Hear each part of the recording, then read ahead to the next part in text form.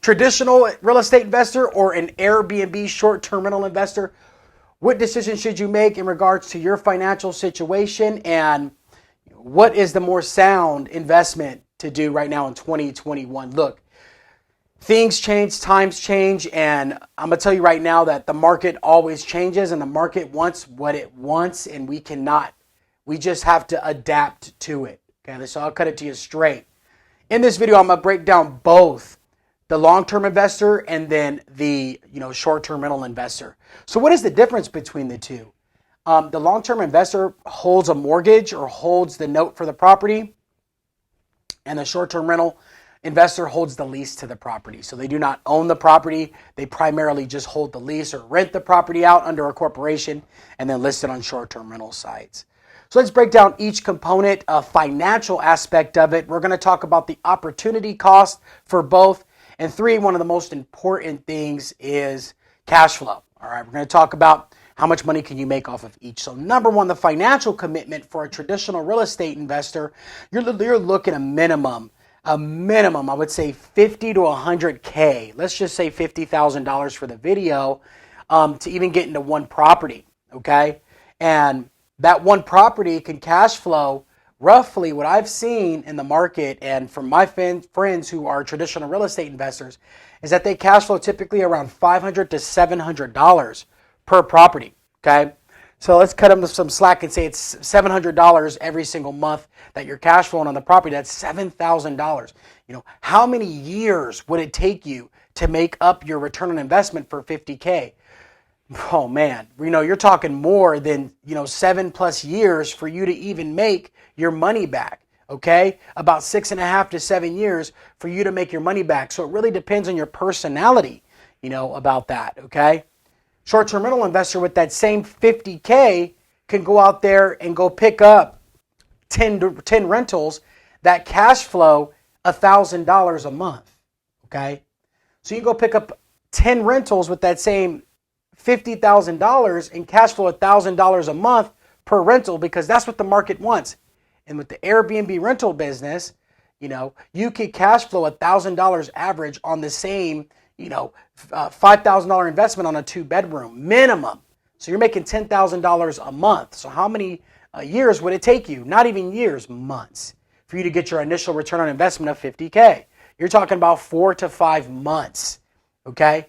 Massive opportunity cost is with traditional real estate investing.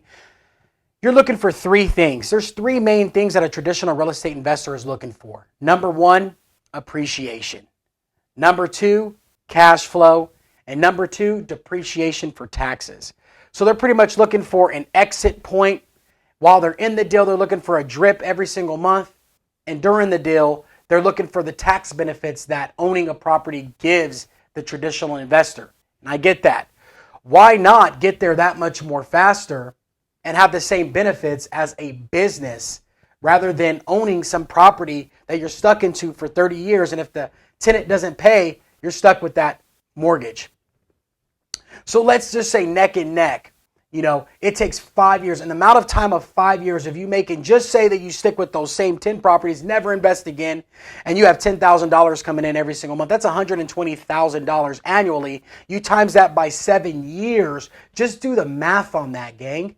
That's almost $800,000. So say that the same traditional real estate investor invested that 50K, but they had an exit point where they made $200,000. After that, 7 years that they sold the property, and they exit with $200,000, and then they cash flowed and made another $70,000 or another $50,000 on the property. So that's what is that? That's $75,000. Yeah, that's almost $300,000, and you almost made $1 million on this side and the short-term rental side. So look at the opportunity cost, right? You're almost making double than having a mortgage that somebody paid on you making your money back in 7 years, right? So just think about that. Third and most important thing that you want to think about when you're considering traditional real estate is you might as well get there today instead of getting there tomorrow. And the market wants Airbnb rentals. The world is going where, these large buildings and these apartment owners are going to start going to the corporate lease instead of going to a traditional tenant. especially what just happened here in 2021 with the eviction. Evictions were seized for a long time, and landlords were stuck with a note, and there were mortgage, forgiveness and all that stuff too. However, they're still stuck with the note, right? They still have to pay money every single month, and I don't see that happening again. I definitely see there's going to be a transition from, owning a property to now people becoming that short-term rental investor moving forward. One of the biggest things you have to consider, gang, is the actual money it costs to start. With $50,000, you've times that by 4, you're getting a $200,000 property. Really, will you make $700 off of a $200,000 property? Let's just say, for the sake of the video, that you do Airbnb of the property, that it qualifies through your HOA and all that stuff and all this stuff, whatever, and that you do make $1,000 on that individual property, one property. You're making, $12,000 a year, right? $12,000 a year. You divide that by the initial $50,000. Again, it's still 3 to 4 plus years before you even, get a return on investment. The argument can be that I could pull out equity in the property and then do my Airbnb rental business to even save the argument. But by that time you've pulled out equity and the property's built up equity, the Airbnb rental business has already generated enough cash flow to surpass the traditional real estate. So it's just thinking in advance, right? It's a stronger financial decision to invest your money in a sure thing, okay? And the best part about the rental business, Airbnb rental business, is that it's predicated on research, right, and travel. And one thing that, I see a lot of, traditional real estate investors argue about is travel and, people might not stay in your place. Well, guess what? With the short-term rental business, you have tools to make sure that doesn't happen. You have tools such as AirDNA and MashVisor, and these tools are short-term rental tools where pretty much it tells you how much money you're going to make. It tells you your slow months, your busy months. It tells you what type of guests are looking to book your place. It tells you the most strong areas within an area. It's a tool pretty much that it's a non-negotiable, especially in this business, and it tells you everything you need to know to operate effectively and to make sure that it mitigates risk. Not just that.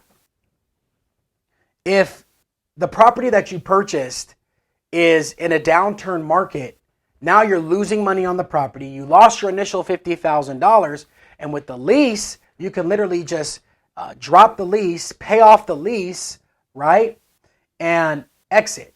Property, you're stuck, and you probably have to file personal bankruptcy, right? With this business, you can literally pick up the lease or sell the lease to somebody else because it is a corporation. Most people put houses in their personal name. There can be an argument that they put it into a business, but 9 times out of 10, they don't, okay? So the smartest thing to do is to get in the Airbnb rental business because the cash flow is better, the opportunity cost is greater, and 3, and the most important thing, is the financial aspect of it. It costs literally pennies to start the Airbnb rental business compared to the dollars it costs to start a long-term business. And I get in arguments all the time with people about this, and literally we're back and forth. And the 3 arguments that, again, long-term investors argue about is appreciation, depreciation, and cash flows, right? And that's their main argument, and equity in the property, right, which is out of our control.